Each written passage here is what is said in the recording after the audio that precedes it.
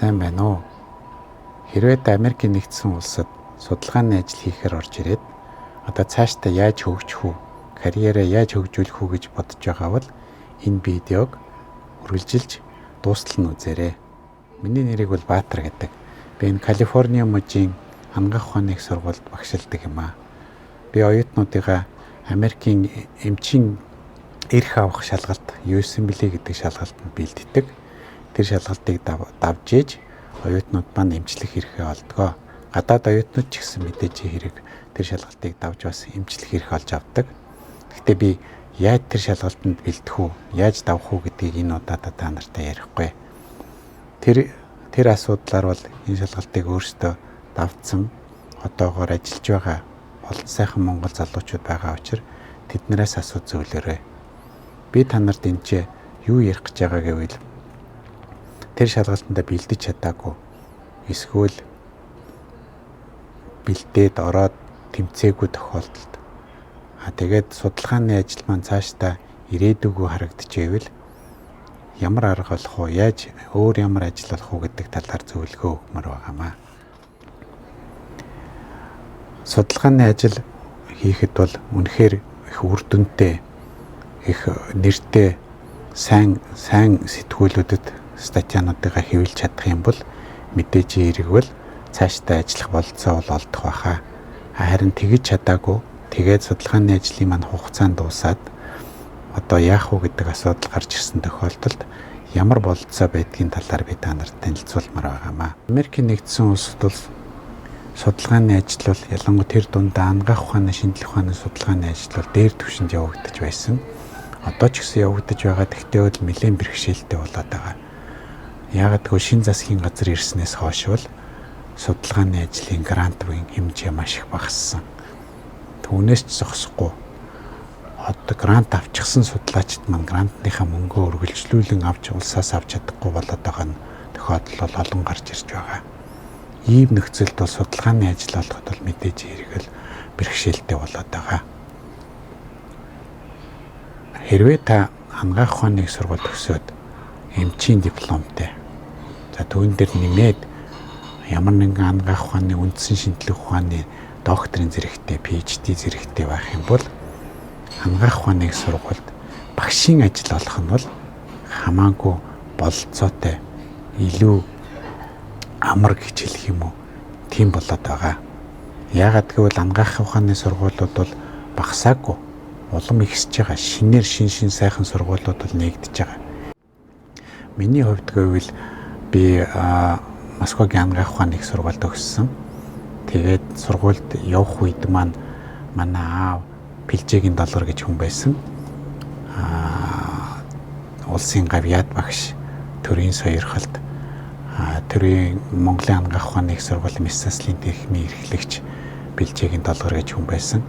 Тэр аав маань юу гэж надад хэлсэн гэвэл чи Мессаслж болох гэж байгаа бол антом сайн сураарай гэж захиж ирсэн.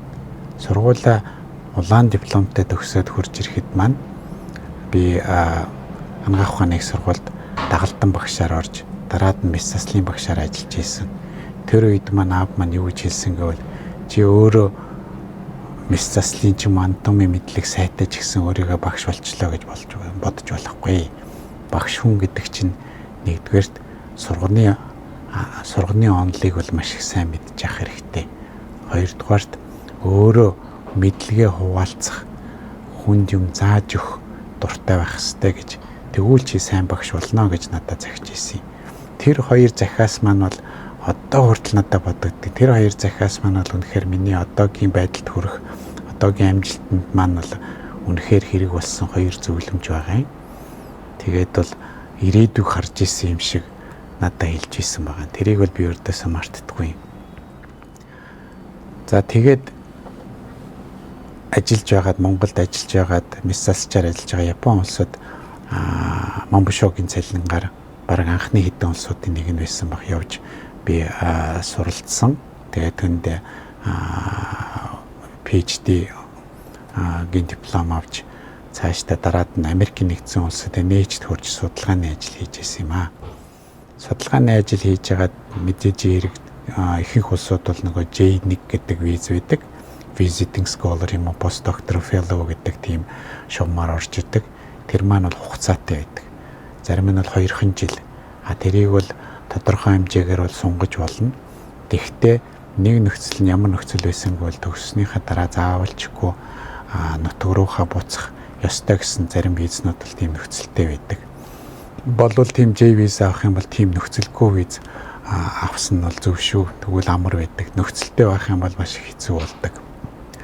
За тэгээд J виза маань дуусангууд эсвэл нутаг руугаа буцах, эсвэл ажил олох. Ажил олох юм бол ажил олох болохтой өөрийн чинь H1B гэдэг визаг спонсорлох ажлын газар олох хэрэгтэй. Одоо бол тийм ажил олоход бол маш дахиад миний хэлэхэд бол нэлээд хэцүү болоод байгаа. Ягаад гэвэл судалгааны ажил, судалгааны институт, лабораториуд улсаас грантаар хангагдаж байсан. Тэр грантын хэмжээ маань одоо эрс багассан. Түүнээс ч гадна гранттай улсууд маань өөрийнх нь грантынхаа мөнгөө улсаас авч чадахгүй тохиолдол бол ихээр гараад байгаа. Тийм ажил олдохгүй бол одоо цаашдаа яаж болох вэ гэдэг асуудал гарч ирж байгаа. Үүнд бол миний туршлагын хувьд бол хараад үзэхэд бол ажил хайж явах үед маань бол харж үзэхэд бол ангаах ухааны их сургуульд багшаар ажиллах ажлын позишн бол зөндөө байсан. Олон гарч ирж байсан. Тэгээд бол би өөрөө Texas-ийн их сургуульд багшаар ажилд орж ассистент профессораар ажилд орж исэн. Тэгээд юу хэрэгтэй болсон бэ гэвэл мэдээж хэрэг миний докторийн зэрэг, физиологийн докторийн зэрэг, хоёрдугаарт нь бол эмчийн мэдлэг. Яг гэвэл сүүлийн үед бол ангаахын сургалтанд бол нэлээд том өөрчлөлтөд орж ирээд байгаа. Нэгэн том өөрчлөлт гэвэл нэгдүгээр курсээс ахуулаад клиникийн хичээлүүд орж ирсэн. Үндсэн ангаах ухааны шинжилгээ ухааны хичээлүүд маань бол заавалчгүй клиникийн уялдаа холбоотой өвчтний кейстэй. Тэр кейсэн дээрээ үндэслэн тэр өвчтний механизм, онол тэрийг судалж байгаа. Зүгээр цэвэр анатом, физиологи, биологи гэж бол баг орхоо байсан. Заавалчгүй клиникийн уялдаатай ихэнх сургуулиудад. Ингэхлээр бол та нар бол ангаах ухааны их сургуулийн дипломтой. За түүн дээр нэмээд PhD-гийн дипломтой улсуудад бол ажил олох бололцоо бол нэлээд байгаа. Жишээлбэл саяхан Walmart-ын эзэн эзэгтэй шинэ ангаах ухааны сургууль нэгдсэн. Түүнээс ч гадна саяхан олон ангаах ухааны сургуулиуд нэгдсэн бөгөөд багш нар бол дутагдaltaй байгаа. Тэгээ хамгийн сонин ямар багш нар хамгийн дутагдaltaй байгаа гэвэл анатомын багш нар бол маш их дутагдaltaй байгаа. Анатом заагаадах хүн бол нэгэн сонирхолтой хүн бол олддоггүй. Тэгээд та нар хэрвээ анатом заах бололцоотой хүсэлтэй байх юм бол ажил олоход бол гайгүй олдох байх гэж би бодож байна. Зөвхөн манай сургууль гэхэд л нэг багшийн оронтой бол байгаа. Тэр оронтойд ямар хүн бид нар хайж байгаа гэвэл олон янзын хичээл зааж чаддаг. Зөвхөн анатомоор мэрэгдсэн биш тийм ээ. Бас физиологийн хичээл зааж чаддаг, биологч зааж чаддаг, фармакологч зааж чаддаг тийм хүн хайж байгаа. Зааж чаддаг гэдэг маань тэргээр нарийн мэрэгжсэн хүн биш. Ерөнхий мэдлэгтэй ангаах ухааны сургуулиас авсан ерөнхий мэдлэгтэй цаашдаа өөрөө сураад мэрэгжээд тэрийг заах чадвартай хүн бол хайж байгаа.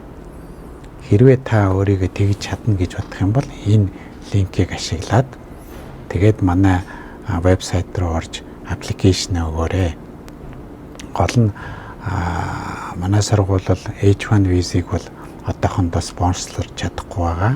Эсвэл өөрөө H1 визтэй ч юм уу бүр сайн бол green cardтай ч юм уу иргэн байх юм бол аппликейшнийг чинь авахд бол ямар нэгэн хүндрэл гарахгүй баха. За ингээд та нарт би өөрийнхөө сургуулиасаа жоохон танилцуулах юм. Өөрийнх нь гадна талынх нь байр сууцнаас нь ахуулаад доторх байдал бөгөөд өөрийнхөө өрөөгөө танилцуулъя. За энэ бол манай сургууль Kaiser Permanente-гийн ангаах ухааны их сургууль. Калифорни мужийн Пасадена гэдэг хотод байрладаг. Анх 2019 онд 50 юуднуудыг 1-р ангидаа хүлээж авсан сургууль байнамаа.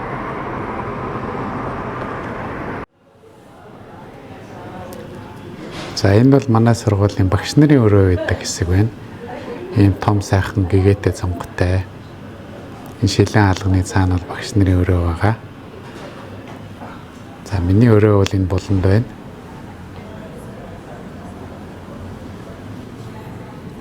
Ан дээрээ би зарим нэгэн диплом үнэмлэхээ тавьсан байгаа нь энэ байна. Зарим нэгэн шагнал. Энэ бол миний Ван Гогийг дуурайлгаж зурсан зураг. Манай хүүхэд ач нарын зураг. Иймэрхүү л өрөөтэй байна да би. Манай сургуулиуд ерөнхийдөө 4 давхар байшин. Голдоо бол 1-р давхраасаа бүр дээвэр хүртлээ ийм өндөр заалтай. Доор оюутнууд өдрийн цайгаа уунгуудаа лекцэнд оролцох гэж байна. Доороос кафетэй. Дээрээ ч гэсэн юм өнгөө кафетэй. Хүн болгон хурж ирж өнгөө кофе цайгаа ууж болдог. За энэ манай IT-гийнхэн туслахад бэлэн компьютераар ямар нэгэн проблем гарч ирэх юм бол хурж ир туслана.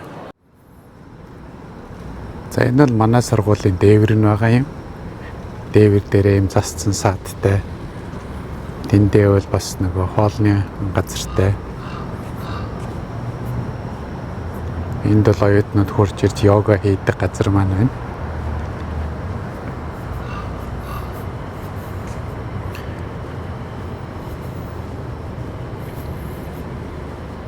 Тэрүүхэн хэсэгтээ бол оюутнуудын жим байгаа. Скул тенс тоглож болно.